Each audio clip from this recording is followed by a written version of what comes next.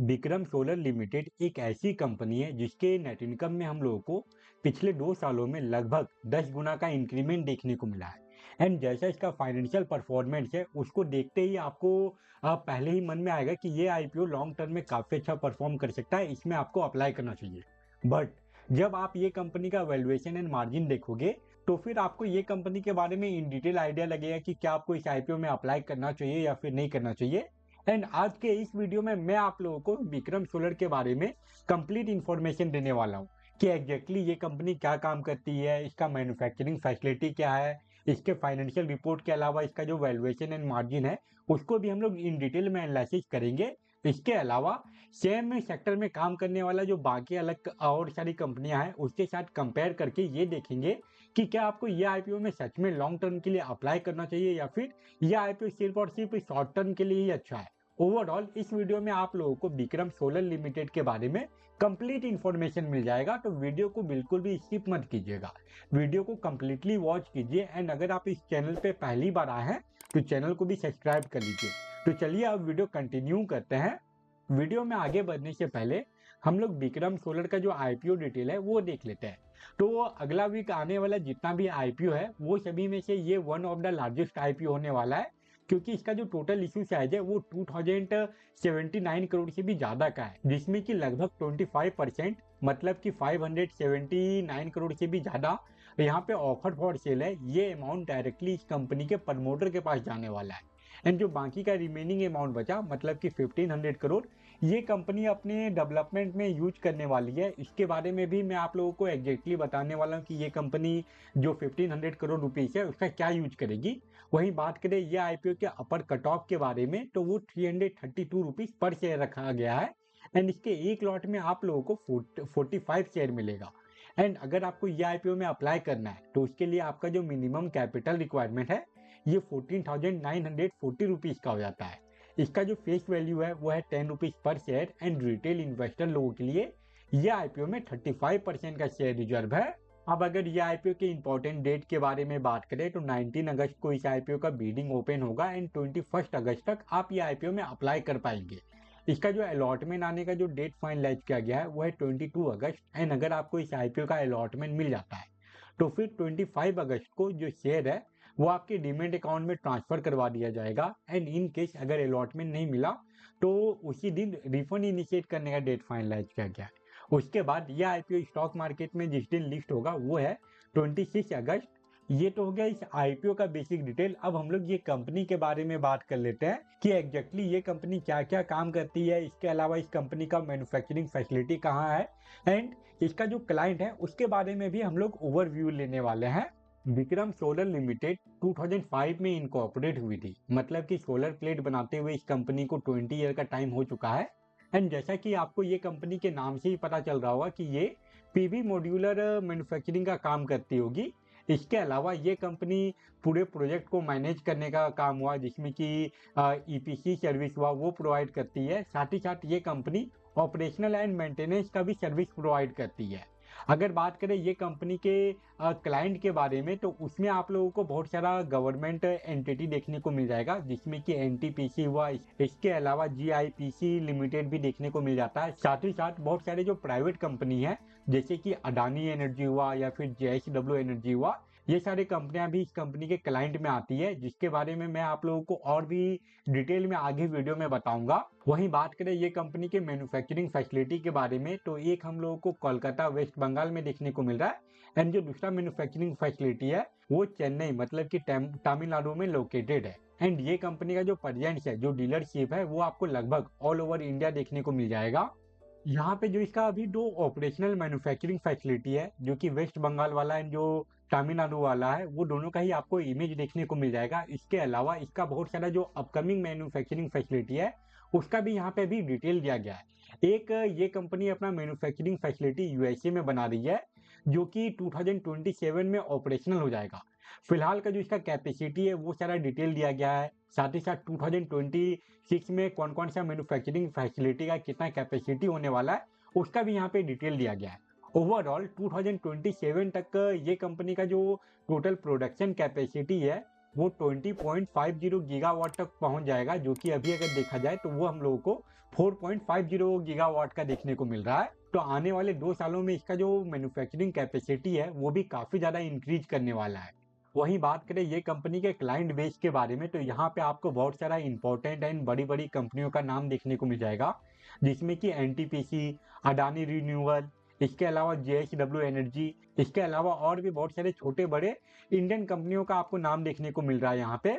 Overall ये company का जैसा क्लाइंट बेस है एंड जैसा ये कंपनी बता रही है कि आने वाले 2 सालों में इसका जो प्रोडक्शन कैपेसिटी है ये 4.5 गीगावाट से इंक्रीज होकर 20.5 गीगावाट तक पहुंचने वाला है। तो वो सब को देखते हुए लॉन्ग टर्म में इन्वेस्टिंग करने के लिए ये कंपनी अभी हम लोगों को एक अच्छा ऑप्शन लग रही है। बट ये कंपनी जो प्राइस पे अपना शेयर ऑफर कर रही है वो सही वैल्यूएशन एंड मार्जिन पे है या नहीं है, ये भी देखना काफ़ी ज़रूरी है। वहीं बात करें कि ये कंपनी जो आईपीओ लेके आ रही है उसके पीछे का ऑब्जेक्टिव क्या है, आईपीओ से जो पैसा मिलने वाला है, जो 1500 करोड़ रुपीस मिलने वाला है इस कंपनी को, उसका ये क्या यूज करने वाली है। तो जैसा कि मैंने आप लोगों को बताया कि आने वाले 2 सालों में इस कंपनी का जो प्रोडक्शन कैपेसिटी है वो इंक्रीज होने वाला है, जिसके लिए ये कंपनी को अपने आप को एक्सपेंड करने के लिए कैपिटल का रिक्वायरमेंट है। एंड ये कंपनी अपने जो प्रोजेक्ट है उसको 2 अलग अलग सेगमेंट में कंप्लीट करने वाली है। पहले फेज में ये कंपनी लगभग 770 करोड़ रुपीस का यूज करेगी एंड सेकेंड फेज में लगभग 595 करोड़ रुपीस का यूज करेगी अपने आप को एक्सपेंड करने के लिए। ये 2 फेज में ये कंपनी का जो भी प्रोजेक्ट है उसको कंप्लीट किया जाएगा एंड जो बाकी का रिमेनिंग अमाउंट बचेगा वो जनरल कॉर्पोरेट पर्पस के लिए यूज में आएगा। ये सारे डिटेल के बाद अब हम लोग चलते हैं ये वीडियो के इंपॉर्टेंट पार्ट पे, जिसमें कि हम लोग ये कंपनी का financial performance and valuation and margin को भी अच्छे से एनालिसिस कर लेते हैं। विक्रम सोलर के फाइनेंशियल परफॉर्मेंस में हम लोगों को ईयरली बेसिस पे काफ़ी अच्छा ग्रोथ देखने को मिल रहा है। फाइनेंशियल ईयर 2023 में इसका जो रेवेन्यू था ये 2073 करोड़ के आसपास का था, जो कि अभी फाइनेंशियल ईयर 2025 में इंक्रीज होके 3423 करोड़ से भी ऊपर पहुंच चुका है। वहीं बात करें नेट इनकम के बारे में, तो यहाँ पे हम लोगों को और भी ज़्यादा अच्छा ग्रोथ देखने को मिला है। 2023 में इसका जो नेट इनकम था ये 14.50 करोड़ के आसपास का था, जो कि अभी इंक्रीज होके लगभग 140 करोड़ पे पहुंच चुका है। तो यहाँ पे हम लोग बोल सकते हैं कि ऑन एन एवरेज लगभग हम लोगों को 10 गुना का इंक्रीमेंट देखने को मिला है पिछले 2 सालों में। एंड इसके पीछे का जो वजह है वो इसका प्रॉफिट आफ्टर टैक्स मार्जिन। 2023 में इसका जो प्रॉफिट आफ्टर टैक्स मार्जिन था ये 1% से भी कम का था, जो कि अभी इंक्रीज होकर 4% से भी ऊपर पहुंच चुका है। ओवरऑल अभी तक हम लोग ये कंपनी का जितना भी डाटा देखें वो सब को देखते हुए Vikram solar limited long term में इन्वेस्टिंग करने के लिए एक काफ़ी अच्छा ऑप्शन लग रहा है। इसके रेवेन्यू एंड नेट इनकम में काफ़ी अच्छा ग्रोथ है। इसके अलावा ये कंपनी आईपीओ से फंड रेज करके अपने आप को और एक्सपेंड करने का सोच रही है। बट इसका जो मेजर नेगेटिव पॉइंट है वो आप लोगों को इसके वैल्यूएशन एंड मार्जिन में देखने को मिलेगा। विक्रम सोलर लिमिटेड का जो ईपीएस होने वाला है वो आईपीओ आने के बाद 3.87 का रहेगा, जो कि काफ़ी कम है। वहीं बात करें इसके पी रेशियो के बारे में तो वो काफ़ी ज़्यादा होने वाला है, 81 से लेके 85.79 के आसपास का रहेगा। वहीं बात करें इसके R O N W percentage के बारे में, तो यहाँ पे भी हम लोगों को 2024 के मुकाबले 2025 में एक बड़ा गिरावट देखने को मिला है। साथ ही साथ इसका जो आर ओ सी परसेंटेज है इसमें हम लोग को ईयरली बेसिस पे लगातार ग्रोथ देखने को मिल रहा है, जो कि एक पॉजिटिव साइन है। एंड जो इसका इब्डा परसेंटेज है इसमें भी 2023 से लेके 2024 में काफ़ी अच्छा ग्रोथ आया था, बट 2024 से लेके 2025 के बीच में इसके इब्डा परसेंटेज में कुछ खास ग्रोथ देखने को नहीं मिला है, बल्कि थोड़ा सा गिरावट ही आया है। यहाँ पे जो इसका डेट टू इक्विटी रेशियो है वो 2023 में 2.02 का था, जो कि अभी कम होके 0.19 का रह चुका है। तो अगेन ये भी एक पॉजिटिव पॉइंट है। ओवरऑल ये आईपीओ का जो हम लोगों को मेजर नेगेटिव पॉइंट देखने को मिल रहा है वो है इसका ईपीएस एंड पीई रेशियो। बाकी कंपनियों के मुकाबले अगर कंपेयर करें तो इसका जो ईपीएस है वो काफ़ी कम होने वाला है एंड जो पीई रेशियो है वो काफ़ी ज़्यादा है। ओवरऑल ये कंपनी जो वैल्यूएशन एंड मार्जिन पे अपना आईपीओ ऑफर कर रही है वो उतना सही नहीं लग रहा। यहाँ पे आप लोगों को विक्रम सोलर लिमिटेड का जो पेयर है उसके साथ यहाँ पे एक कंपेरिजन भी देखने को मिल रहा है। इसका अगर हम लोग बाकी कंपनियों के मुकाबले पीई रेशियो कंपेयर करें तो ये हम लोगों को लगभग 2 गुना देखने को मिल रहा है। एंड जो ईपीएस है जो बाकी अदर कंपनियां हैं उसका ईपीएस 36 21 से भी ज़्यादा का है, बट इसका जो ईपीएस रहने वाला है वो आईपीओ आने के बाद 4 के भी अंदर हो जाएगा। वहीं बात करें इसके R O N W percentage के बारे में तो वो भी बाकी कंपनियों के मुकाबले सबसे कम ही है। एनए भी अगर देखें तो वो भी बाकी कंपनियों के मुकाबले सबसे कम है। ओवरऑल अगर आपको सोलर इंडस्ट्रीज में ही किसी कंपनी में इन्वेस्टिंग करना है तो इसका जो पेयर है वो सब ज़्यादा अच्छा ऑप्शन लग रहा है। तो ये आईपीओ में लॉन्ग टर्म में इन्वेस्टिंग करने के लिए हम लोगों को कुछ पॉजिटिव पॉइंट देखने को मिल रहा है, साथ ही साथ कुछ नेगेटिव पॉइंट भी है। पॉजिटिव पॉइंट में आप विक्रम सोलर के फाइनेंशियल परफॉर्मेंस को ले सकते हैं, इसके अलावा इसका जो फ्यूचर ग्रोथ है उसको ले सकते हैं।